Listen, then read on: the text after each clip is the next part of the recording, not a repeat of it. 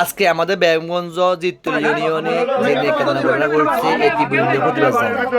যেখানে একজন এমপি প্রার্থী থাকাকালীন তার কর্মীরা একজন মানুষকে এভাবে মারতে পারে, আমি মনে করি না তারা ক্ষমতা আসলে জনগণ ভালো কিছু করবে।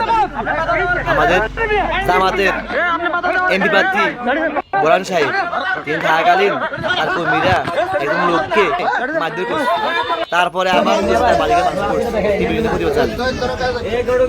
ওই লোকটার অপরাধ ছিল এটাই, আমাদের বাড়িতে মহিলারা আছে, কোনো পুরুষ মানুষ নাই, আপনারা ঢুকিয়েন না, পরে ঢুকিয়েন, বা আপনাদের সাথে যদি কোনো মহিলা থাকে তাদেরকে ঢুকতে বলেন।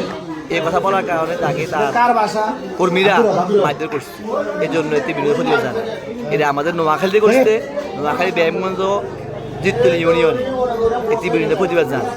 আমি বোরহান সাহেবের ব্যক্তি হিসেবে অনেক ভালো জানি, কিন্তু আজকে যে ঘটনা ঘটাইছে এই জন্য ভাইয়ের তার প্রতি একটা ঘৃণা জমাইছে। আমি জানি বোরহান সাহেব অনেক ভালো লোক, অনেক ভদ্রলোক, কিন্তু আজকে যে তার বাহিনীরা তার সামনে একজন লোককে, নিরীহ লোককে বা মারধর করছে, এটা প্রতিবাদ জানায়। থাকতে পারে ওই বাড়িতে হয়তো জাতীয়বাদী দলের লোক সবাই থাকতে পারে, বা মহিলা থাকার কারণে সে বাধা দিচ্ছে, যে কারণে বাধা দিতে পারে। আমার বাড়িতে আমি বাড়িতে পারি, আপনারা আসিয়েন না, এতে আমার মারধর করবে, এটা তো হয় না।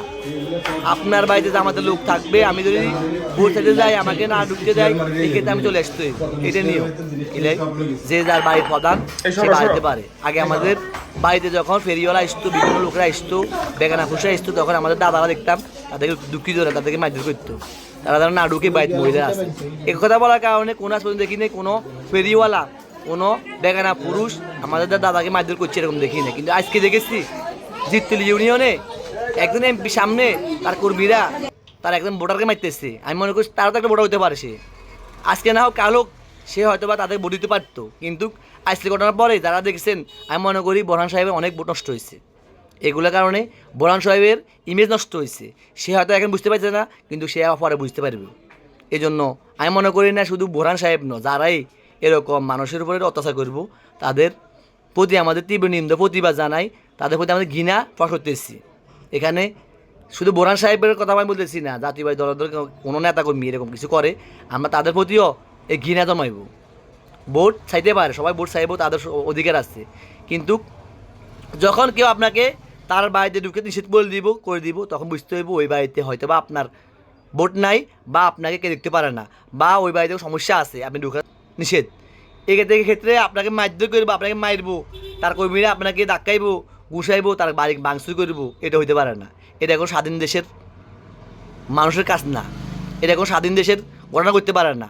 আপনি বাক স্বাধীন থাকতে পারে, আপনি বলতে পারেন আমার বাড়িতে আমি কাউকে ঢুকতে দিব না, আমি আমার বাড়িতে ভোটারে যারা আছে তার সাথে কথা বলছি, তারা আপনাদের সাথে কথা বলবে না। এটা বলার কারণে আপনার মারধর করে মনে করতে হবে ওরা জালিম, ওরা কখনো কখনো দেশে ভালো কিছু বয়ে আনবে না। এই জন্য আজকের আমাদের জিত্তুল ইউনিয়নের যে ঘটনা করছে তীব্র নিন্দা প্রতিবাদ জানাই। আর ভুক্তভোগীকে সবাই তার পাশে থাকেন, তাকে সাহায্য সহযোগিতা করেন। আর আজকে জাতীয়বাদী দলকে বলতেছি, ভাইয়া আপনারা সবাই সোচ্চার হন, এরা বাংলাদেশের মধ্যে একটা দাঙ্গা হাঙ্গামা সৃষ্টি করে দিবে, যে কোনো মুহূর্তে যে কোনো সময় এরা ঘটনা ঘটে যেতে পারে। আল্লাহ হাফেজ।